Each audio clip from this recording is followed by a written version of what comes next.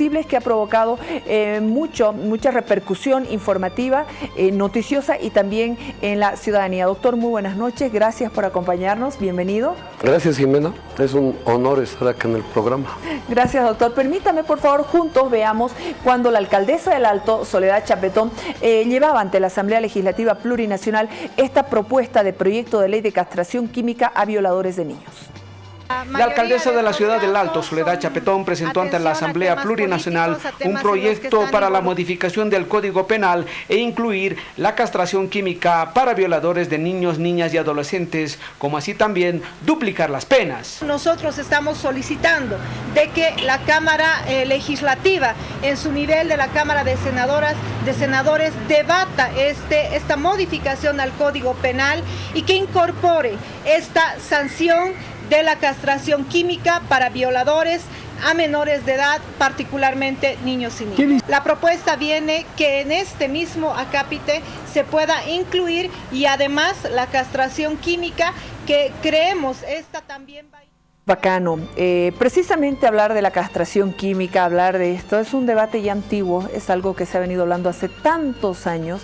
Sin embargo, vuelve al tema informativo por la propuesta de la alcaldesa.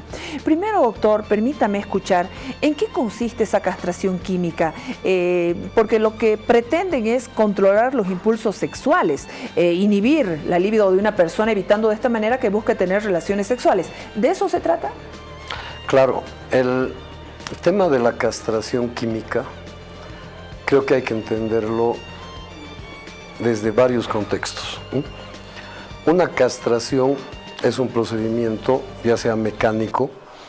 Voy a poner como ejemplo el caso de los toros, donde se hace una castración de los genitales y el toro se convierte en buey, es decir, queda sin energía, sin el impulso, justamente porque a nivel de los genitales está la producción de la testosterona, que sería la hormona masculina en este caso. El procedimiento de castración química se realizó médicamente hace muchos años atrás para el cáncer de próstata en los hombres.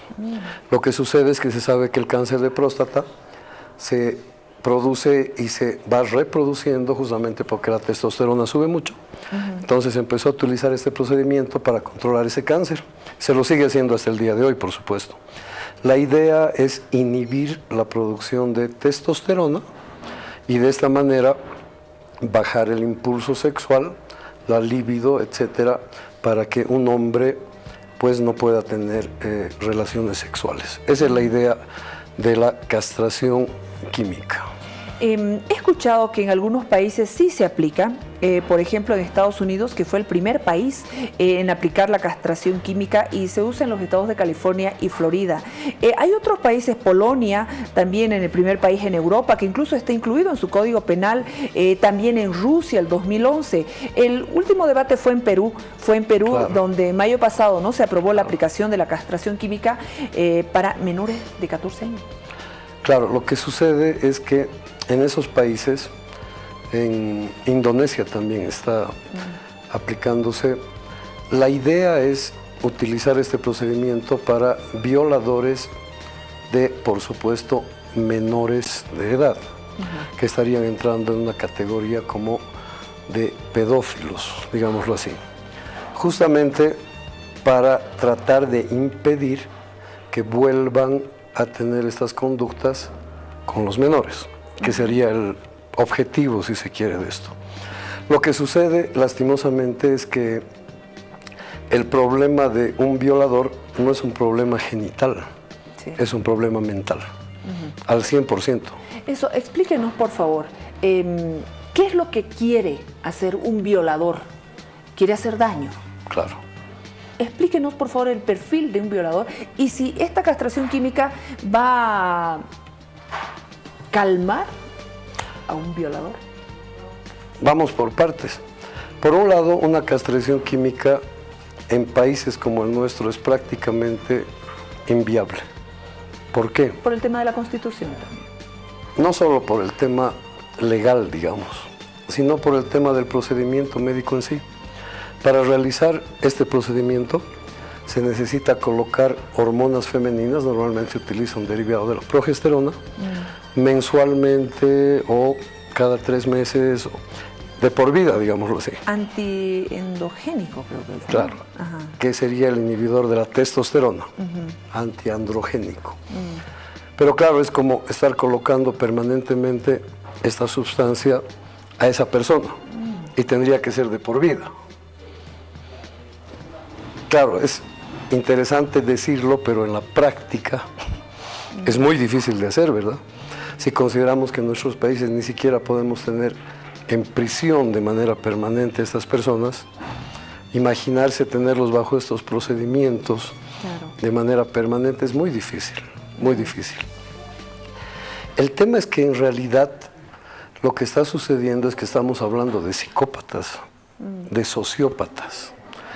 El psicópata es una persona que tiene una alteración de la personalidad.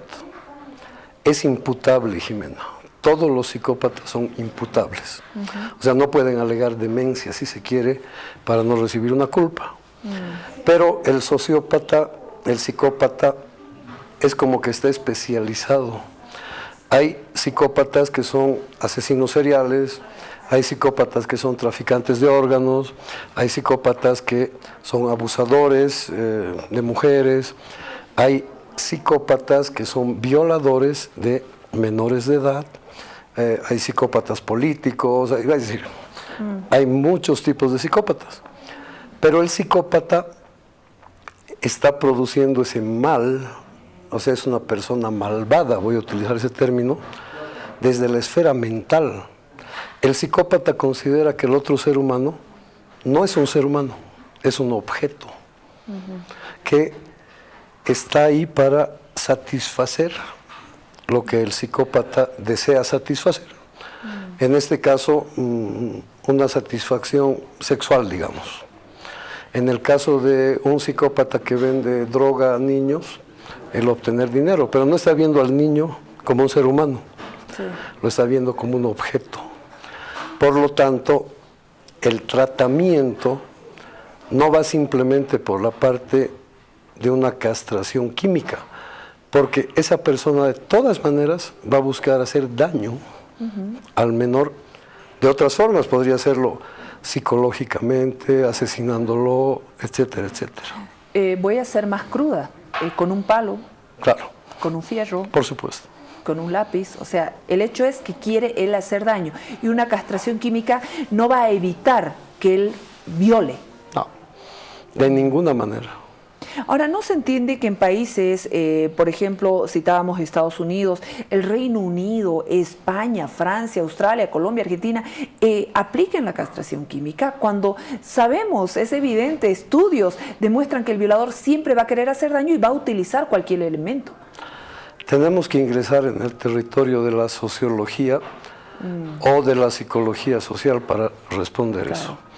Lo que sucede es que se ha malentendido, es una reacción natural sin duda. Cuando tenemos una sociedad que está fuertemente lacerada por estos psicópatas, la sociedad tiene que encontrar mecanismos de defensa. El psicópata es un depredador social, un depredador. Por eso también se lo categoriza como sociópata, el que hace daño a la sociedad. Por supuesto que cuando hay brotes de violaciones, brotes de lo que fuera, psicópatas, la sociedad reacciona y se quiere defender. Estas medidas normalmente se utilizan como disuasivos sociales. No tienen mucho que ver con el individuo como tal. Es como para mandar un mensaje al resto de los potenciales violadores, digámoslo así, de menores, de que, hey, lo que les va a pasar si hacen eso es esto, como para disminuir las tasas de las posibles futuras violaciones. Claro. Pero también está comprobado en todos los estudios que se han realizado que por supuesto que no disminuye la tasa de violaciones, puesto que precisamente el psicópata no responde a ese tipo de razonamientos, a ese tipo de amedrentamientos, porque es un ser humano que tiene abolidas sus emociones. Es decir, cuando hace daño, no tiene la empatía, no siente nada por el ser humano al que le está haciendo daño. Por lo tanto, menos se va a sentir amedrentado por una medida disuasiva, de disociación. En todo el mundo lo que se recomienda para cualquier psicópata es enjaularlo. ¿Casi? Y, claro, y si es de por vida, mejor, por supuesto. Por eso decía que el psicópata es imputable. Las condenas que se dan en Estados Unidos, por ejemplo, son totalmente apropiadas en estos casos. 100 años más otros 100 años más otros 100 años, claro. Porque de lo que se trata es de aislar al psicópata de la sociedad. Como es un depredador social, no se lo puede tener circulando. Claro. Y no interesa si se ha efectuado una castración o no, porque si se lo tiene circulando, de alguna manera va a seguir haciendo daño. Gracias, doctor, por haber venido al programa, por hacernos esta explicación científica, académica, que es lo que realmente nosotros apreciamos en este programa. Para nosotros ha sido un honor volver a tenerlo acá en el set. No, pero encantado, Jimena. Y cuando gusten en el programa complementar cualquier tema, yo recomendaría lo siguiente a los legisladores. Hay que trabajar muy fuerte en los temas penales y legales en el caso de los psicópatas.